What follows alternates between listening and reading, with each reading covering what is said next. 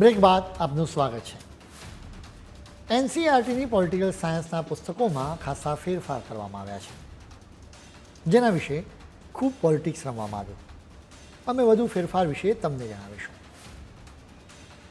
આપણને હંમેશા ખરાબ યાદોને દિલ અને દિમાગમાંથી હટાવી દેવાની શિખામણ આપવામાં આવતી રહેતી હોય છે. તો પછી શા માટે વિદ્યાર્થીઓને ગોધરાકાંડની કડવી યાદો ભણાવવી જોઈએ? એટલે જ આખરે પીએમ મોદીના શાસન દરમિયાન આ કડવી યાદોને પણ ડિલીટ કરી દેવામાં આવી છે. ધોરણ 11ના પોલિટિકલ સાયન્સના પુસ્તકમાં ડેમોક્રેટિક પોલિટિક્સ 1ના 5મા ચેપ્ટરમાંથી ગુજરાતમાં રમખાણોનો ઉલ્લેખ હટાવી દેવામાં આવ્યો છે. સ્વાભાવિક રીતે એ સમયે વિરોધ થયો હતો. એનસીઈઆરટીએ ખુલાસો આપ્યો કે આ ઘટના 20 વર્ષ જૂની છે. વડી અદાલતની કાર્યવાહી દ્વારા એનો ઉકેલ લાવવામાં આવ્યો છે.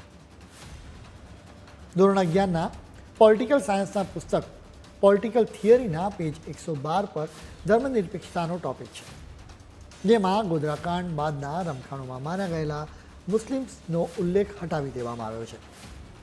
એનસીઈઆરટીએ ખુલાસો કર્યો હતો કે કોઈપણ રમખાણોમાં તમામ સમુદાયના લોકોને નુકસાન થાય છે, માત્ર એક જ સમુદાયને નુકસાન થાય એમ ન કહી શકાય. ધોરણ 11ની સોશિયોલોજીની અન્ડરસ્ટેન્ડિંગ સોસાયટી નામની એક ટેક્સ્ટ બુક છે, જેમાં સ્પષ્ટ લખવામાં આવ્યું હતું કે કેવી રીતે ધર્મ, વર્ગ અને વંશના આધારે રહેણાંક વિસ્તારો વહેંચાઈ જાય છે. આ બાબતમાં ગોધરાકાંડ બાદના કોમી રમખાણોનો ઉલ્લેખ કરવામાં આવ્યો હતો, જો કે આ ભાગને હવે હટાવાયો છે. આ પહેલાંની કોંગ્રેસની સરકારોમાં ગોધરાકાંડનો સમાવેશ કરનારાઓને અમારે સવાલો પૂછવા છે. તમે ગોધરાકાંડનો ઉલ્લેખ કર્યો તો પછી કાશ્મીર પંડિતો પરની ક્રૂરતાનો શા માટે ઉલ્લેખ ન કર્યો?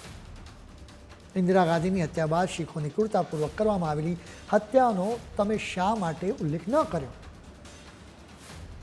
એટલે જ સ્પષ્ટ છે કે અભ્યાસક્રમનું ભગવાકરણ થતું નથી, બલકે ટેક્સ્ટબુક્સમાં સ્વચ્છતા અભિયાન ચાલી રહ્યું છે. આ જ સ્વચ્છતા અભિયાનના ભાગરૂપે ગાંધીજી અને ગોડસેના સંબંધમાં પણ કેટલાક ફેરફાર કરવામાં આવ્યા છે. આરએસએસને લોકો ધિક્કારે એ રીતે ટેક્સ્ટબુક્સમાં લખાણ લખવામાં આવ્યું હતું, જેનાથી સ્પષ્ટ થાય છે કે ખરેખર નફરતની દુકાન કોણ ચલાવતું હતું. એનસીઈઆરટીએ એની ધોરણ 12ની પોલિટિકલ સાયન્સ અને ઇતિહાસની ટેક્સ્ટબુક્સમાં મહાત્મા ગાંધી અને નથુરામ ગોડસે વિશેના લખાણમાં ફેરફારો કર્યા છે. ખાસ કરીને ગોડસેના સંબંધમાં બ્રાહ્મણ શબ્દનો ઉલ્લેખ હટાવવામાં આવ્યો છે. સવાલ એ છે કે ગોડસે બ્રાહ્મણ હોવાનું જણાવવાની શું જરૂર હતી?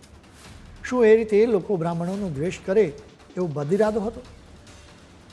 ધોરણ 12ની પોલિટિકલ સાયન્સની નવી textbook politics in India since ઇન્ડિપેન્ડન્સની જૂના વર્ઝનની સાથે અમે સરખામણી કરી.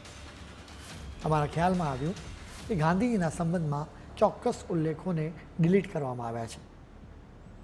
જેમ કે આ બુકના પહેલા ચેપ્ટરમાં મહાત્મા ગાંધી સેક્રિફાઈસ નામના એક પેટા ટોપિકમાંથી અનેક પેરેગ્રાફ્સને હટાવવામાં આવ્યા છે. ડિલીટ કરવામાં આવેલા પેરેગ્રાફમાં લખાણ હતું કે હિન્દુ મુસ્લિમ એકતા માટે ગાંધીજીના મક્કમ પ્રયાસોએ હિન્દુ ઉગ્રવાદીઓને એટલા ઉશ્કેર્યા હતા કે તેમણે ગાંધીજીની હત્યા માટે અનેક પ્રયાસો કર્યા હતા.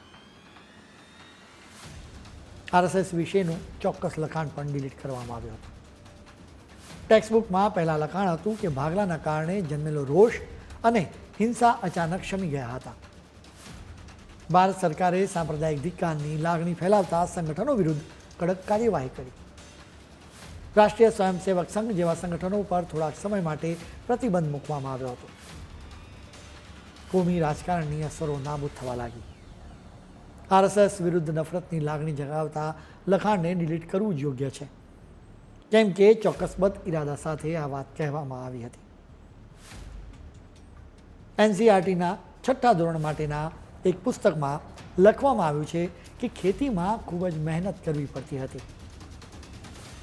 મોટા ભાગના કામ દાસ, દાસી અને ખેત મજૂરો કરતા હતા. આ પુસ્તકમાં ચંદ્રગુપ્ત મૌર્યના શાસન અને એની આસપાસના રાજાઓના સમયગાળાની વાત છે. હવે સચ્ચાઈ શું છે એ અમે તમને જણાવીશું. ચંદ્રગુપ્ત મૌર્યના શાસન દરમિયાન યુરોપમાંથી મેગસ્તની સેલ્યુકસ રાજદૂત ભારતમાં આવ્યો હતો. તેમણે ઇન્ડિકા નામનું પુસ્તક લખ્યું હતું. જેમાં તેમણે સ્પષ્ટ જણાવ્યું હતું કે ભારતમાં દાસ કે દાસી બનાવવાની પ્રથા જ નથી. જો કે એ સમયે યુરોપમાં આ પ્રકારની પ્રથા હતી. 10 વર્ષ પહેલાં સુધી અભ્યાસક્રમમાં મોગલોનો ખૂબ જ મહિમા ગાવામાં આવ્યો હતો. આ અભ્યાસક્રમ વાંચીને વિદ્યાર્થીઓ ગેરમાર્ગે દોરાય. તેઓ મોગલોને મહાન સમજવા લાગે, કેમ કે મોગલ રાજાઓ કરેલા અત્યાચારોની હકીકત તેમને બતાવાઈ જ નથી હોતી. આખરે ધોરણ 12ના વિદ્યાર્થીઓને મોગલ સામ્રાજ્યનો ઇતિહાસ ભણવામાંથી થોડા ઘણા અંશે મુક્તિ મળી ગઈ હતી. ટેક્સ્ટ બુક્સમાંથી મોગલ સામ્રાજ્ય વિશેનો થોડો ભાગ હટાવી દેવાયો તો ઔરંગઝેબ અને ટીપુ સુલતાનના પ્રેમીઓ અકળાઈ ગયા હતા. તેમણે ખૂબ હંગામો મચાવ્યો હતો. એ સમયે NCERTના ડિરેક્ટર સકલાનીએ બચાવમાં કહેવું પડ્યું હતું કે કોરોનાની મહામારીના કારણે વિદ્યાર્થીઓનો ખૂબ જ સમય બગડ્યો હતો, જેના કારણે તમામ વિષયમાંથી અમુક પ્રકરણોને હટાવી દેવામાં આવ્યા છે. જો કે હજુ પણ બાળકોને મોગલો વિશે ભણાવવામાં આવી રહ્યા છે. અભ્યાસક્રમમાં એક તરફ મોગલોનો મહાન બતાવવામાં આવતા હતા, તેમણે કેટલા મંદિરોનો નાશ કર્યો એ નહોતું જણાવાતું, તેમણે કેટલા હિન્દુઓની હત્યા કરી એની વિગતો જ નહોતી અપાતી. બીજી તરફ બ્રાહ્મણો વિશે ખૂબ જ ખોટું લખવામાં આવતું હતું. અનેક અભ્યાસક્રમોમાં ઉલ્લેખ છે કે લૂંટનો માલ પુરોહિતોને અપાતો હતો. આ રીતે આડકતરી રીતે બ્રાહ્મણો પ્રત્યે લોકો દ્વેષ કરવા લાગે એવું લખાણ હતું. એ સિવાય આદિવાસીઓ પર ખૂબ અત્યાચારો થતા હતા એવું લખાણ હતું. એટલે કે એક રીતે આ આદિવાસીઓને બળવો કરવા માટે ઉશ્કેરવામાં આવતા હતા. બીજી તરફ લખવામાં આવતું હતું કે પૂર્વોત્તર ભારતનું કલ્ચર બર્માના કલ્ચરને ઘણા અંશે મળતું આવે છે, એટલે કે તમામ રીતે ભાગલા પાડવાની કોશિશ કરવામાં આવતી હતી. આ રીતે હિન્દુ ધર્મ અને ભારતની વિરુદ્ધ અભ્યાસ કરીને સ્વાભાવિક રીતે બાળકો હિન્દુ ધર્મથી અલગ થાય. તેઓ પોતાની સંસ્કૃતિ સામે સવાલ ઉઠાવવા લાગે. એટલે જ બીજેપીના નેતાઓ આરોપ મૂકતા રહે છે કે રાષ્ટ્રને તોડવાના બદ ઇરાદાથી જ આ પહેલા અભ્યાસક્રમો તૈયાર કરવામાં આવતા હતા. અમે તમને આના વિશે નક્કર પુરાવા પણ આપીશું, પરંતુ અત્યારે સમય છે વધુ એક બ્રેકનો.